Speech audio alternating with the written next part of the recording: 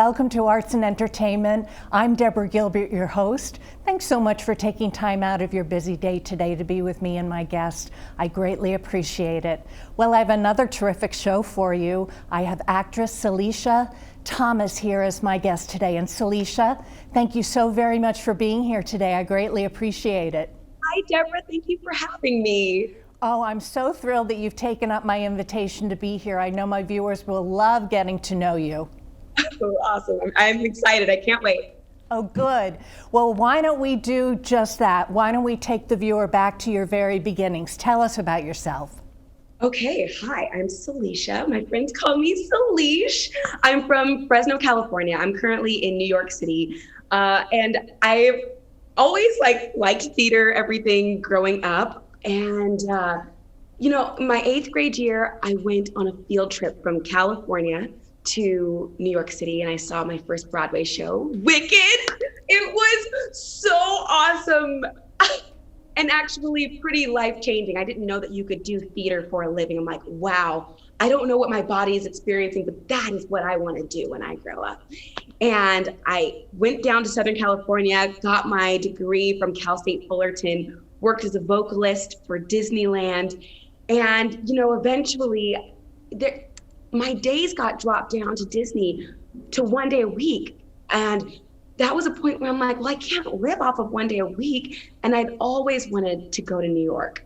And I'm like, well, shoot, I don't know if I could even make it out there, but I've always wanted to go to New York since I was 13.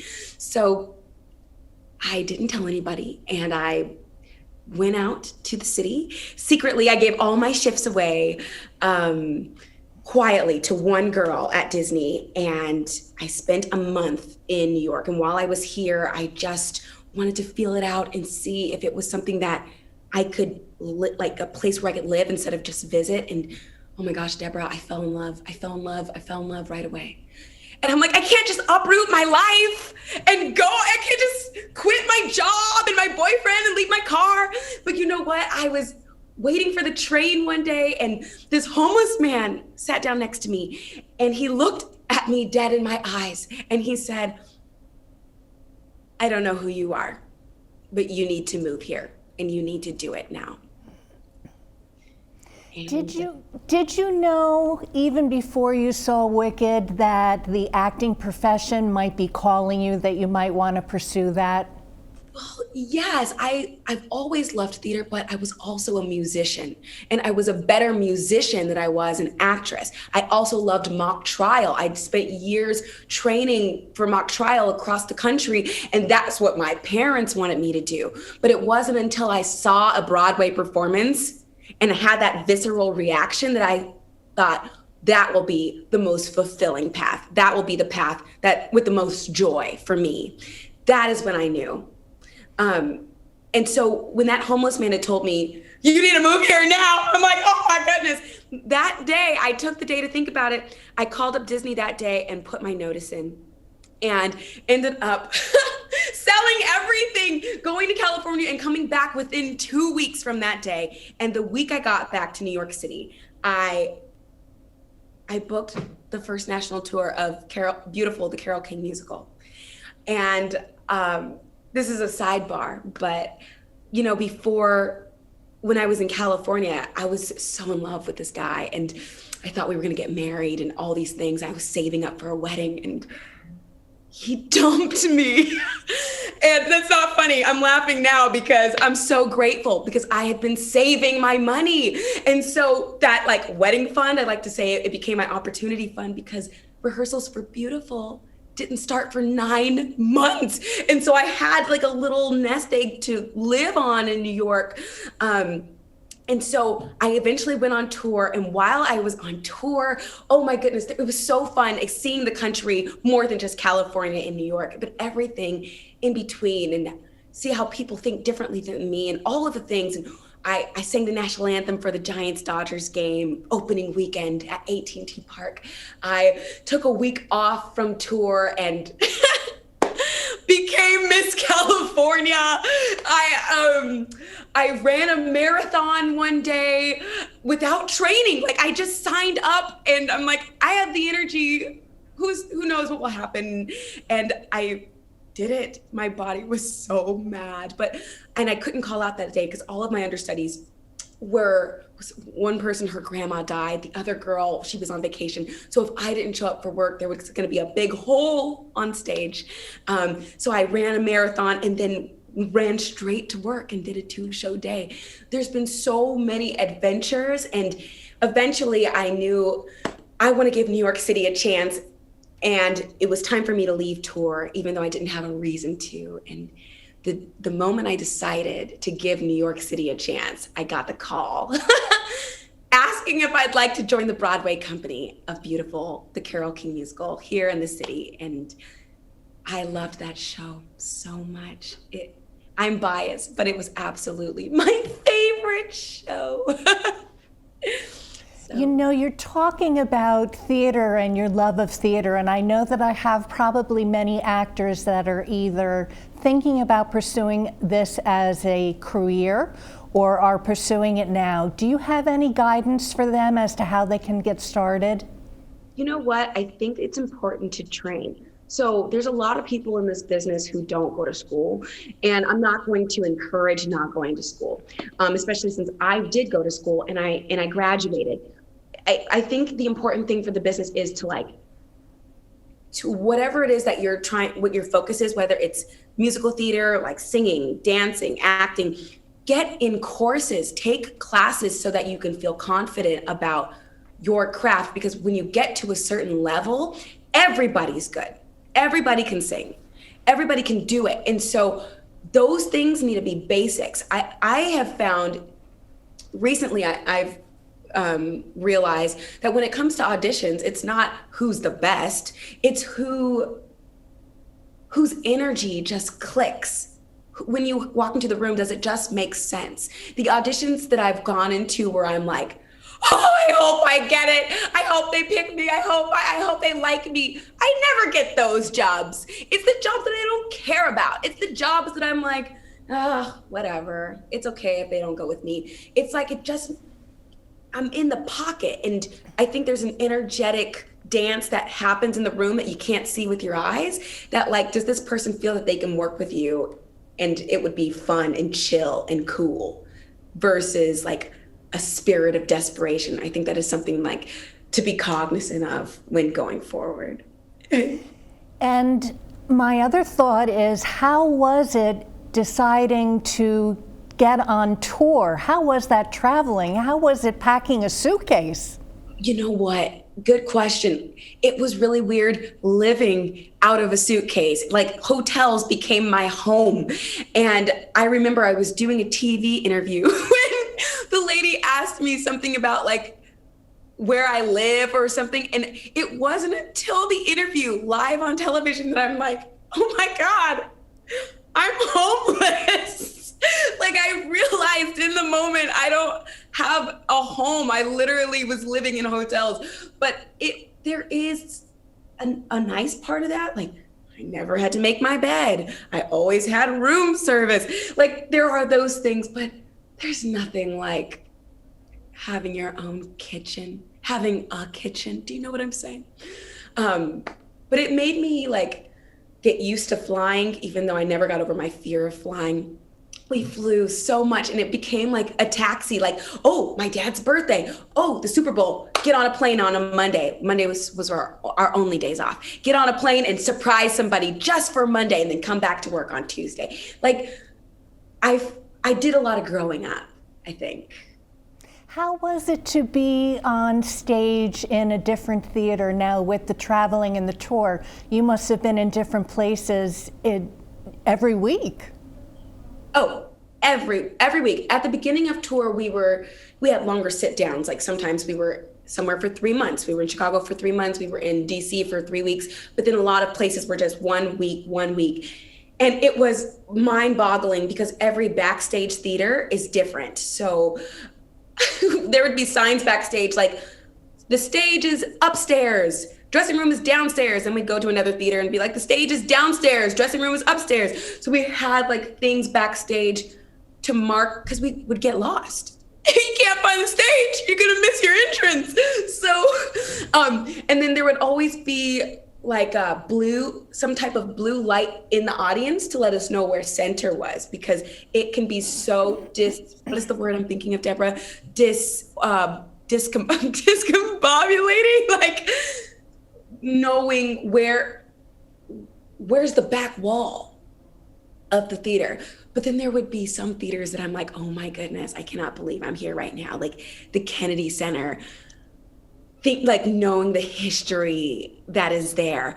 And then there would be some theaters where like, there was one theater, I think we were in Texas, maybe St. Louis, I can't remember, where there was the whole ceiling was just stars.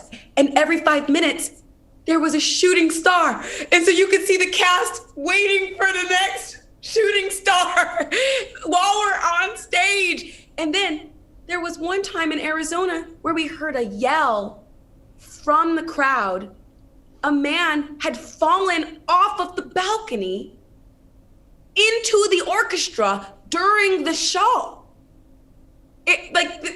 There's just been so many, there's just so many stories, Deborah. And I know that people are excited to hear about Broadway. Tell us what it was like to play on Broadway. You know, it was better than what I had thought it was going to be.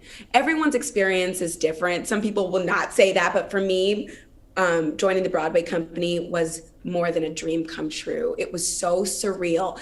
And I had so many flowers, and I was in the ensemble. Like my little dressing room station wasn't very big. It was like a green room. It was filled with roses and flowers and love notes. And then going on stage was surreal. I was meeting some of my cast members for the first time while we were exchanging lines on stage.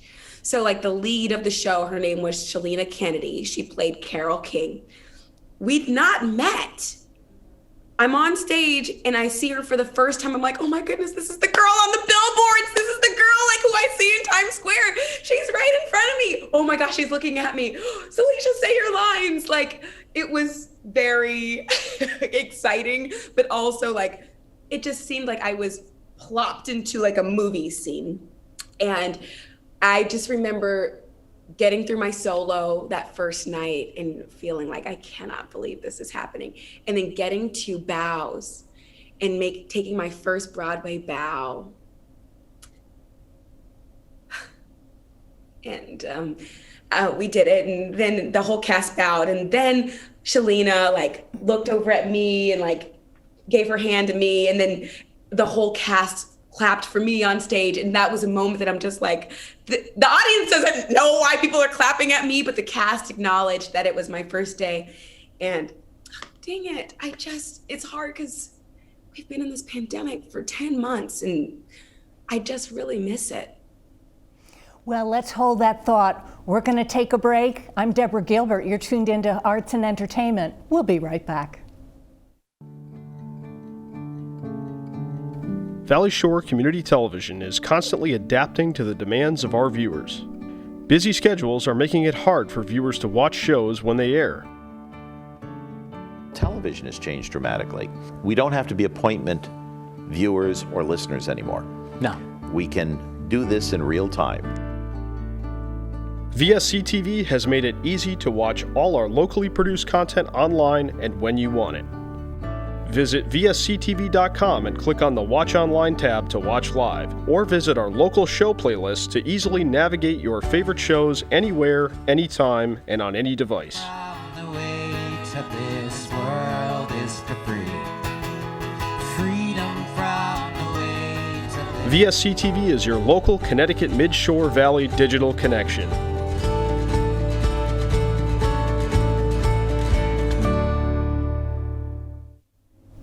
And welcome back to Arts and Entertainment. I am Deborah Gilbert, your host. Again, thank you so much for taking time out of your busy day today. I greatly appreciate it. And again, we continue on with actress Salisha Thomas as my guest today. And Salisha, thank you as well for being here today. I know you're busy and I greatly appreciate your time. Thanks, Deborah. Nice to see you.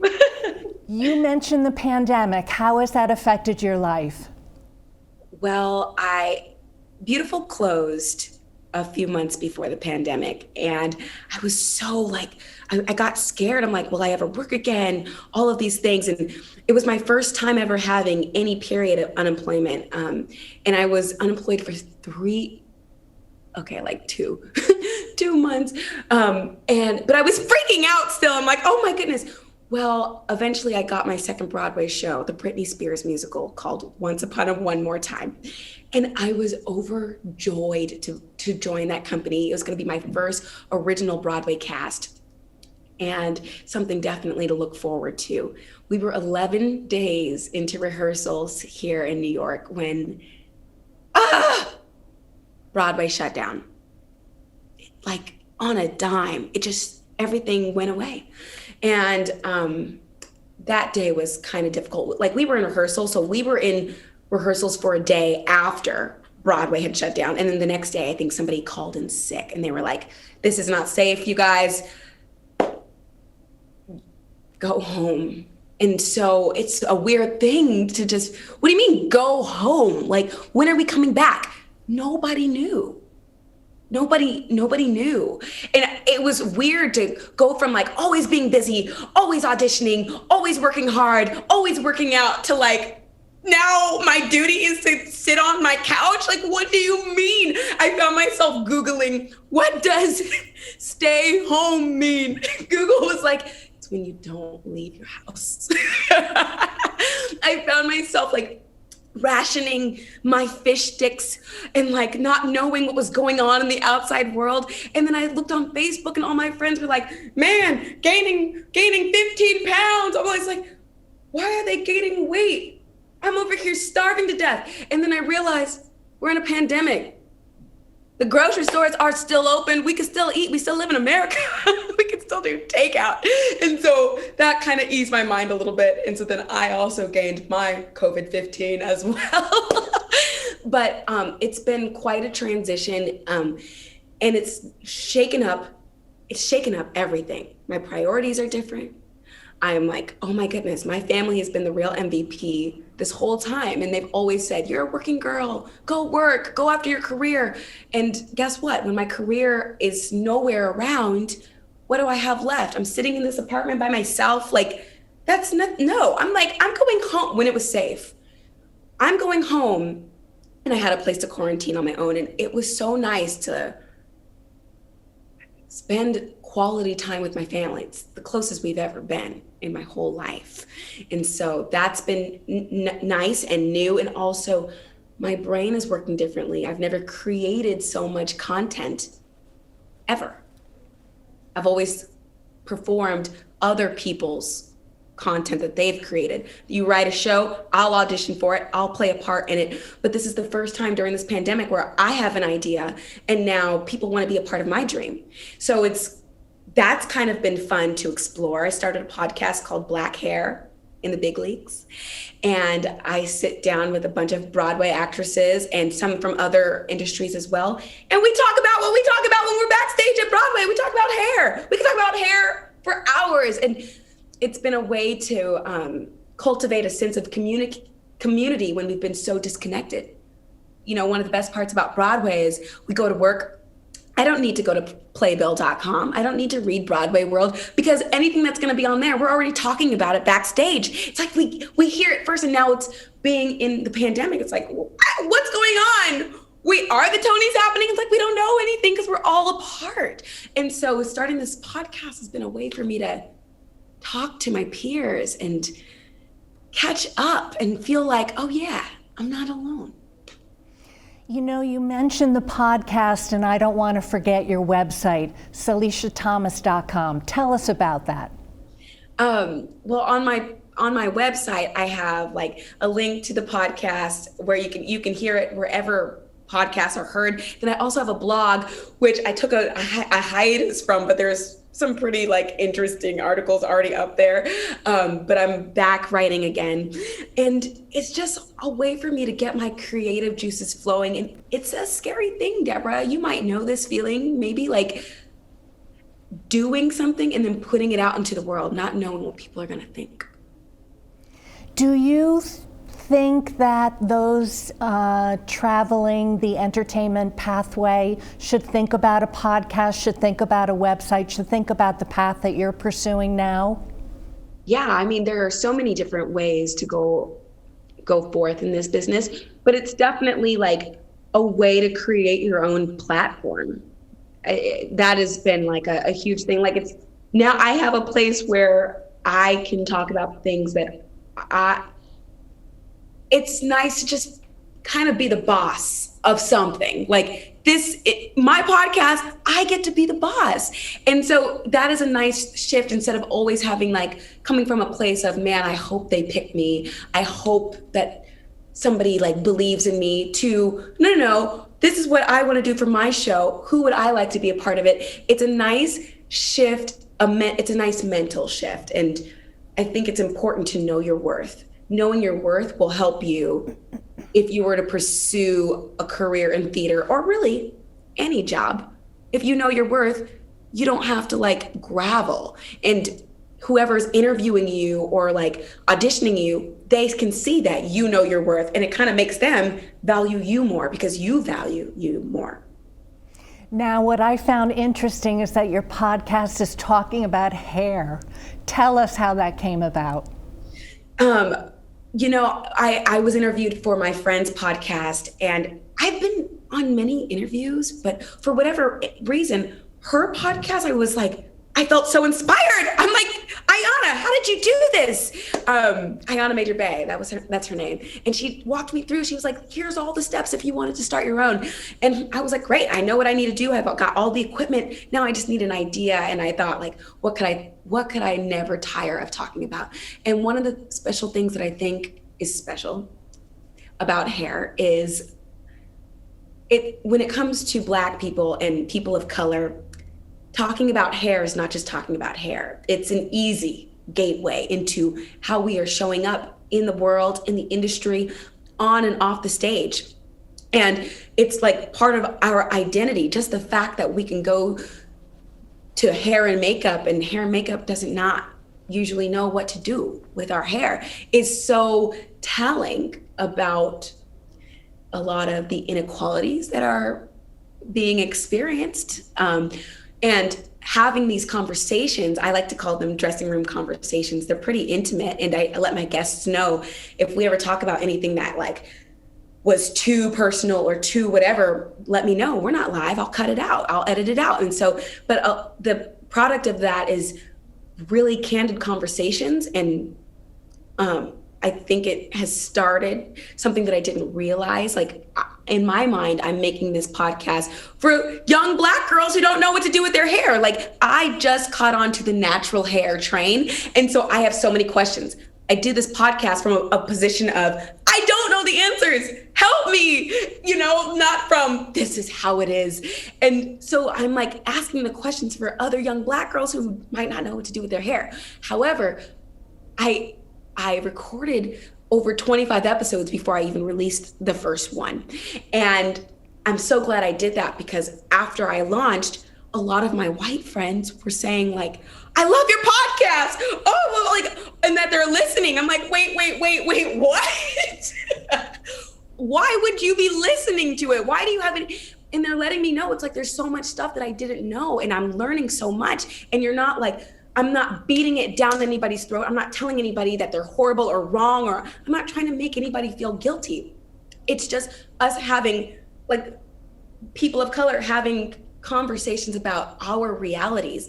And I'm realizing that it's also a place where people are being educated who aren't people of color, who are looking to When Broadway comes back, will you go back and perform on Broadway? Is that your next step? That's the hope. I'm hoping that the show that I was a part of does come back. So fingers crossed for the Britney Spears musical. Well, we're getting close to winding down the program. Do you have any closing thoughts for the viewers? Anybody that's pursuing an acting career, what are your thoughts for them? I think it's important to never give up, to always have hope. And if you have a gut feeling, listen to that gut feeling, even if it defies logic, even if it doesn't make sense. Always follow your gut and your intuition. And no matter how many rejections you face, keep going. How is it living in New York City as compared to California? Are you glad you made the move? I'm so glad I made the move, but California has a lot of things that are so nice, like perfect weather. I have my car there. Here it's like there's snow, gotta walk. I can only buy as many groceries as I can carry. But I feel like if you really want to be in New York, those little things, they don't matter. It's so exciting here, even during a pandemic. So this is my favorite place in the world. But I will always love California, especially being a former Miss California. That will always be my first home. Well, I want to thank you so much, Salisha, for being my guest today. Thank you so much. And again, you've been tuned into Arts and Entertainment. I'm Deborah Gilbert, your host. We've had actress Salisha Thomas as my guest today, so thank you again, Salisha. And I hope that you all have a terrific day today. I'll see you next time.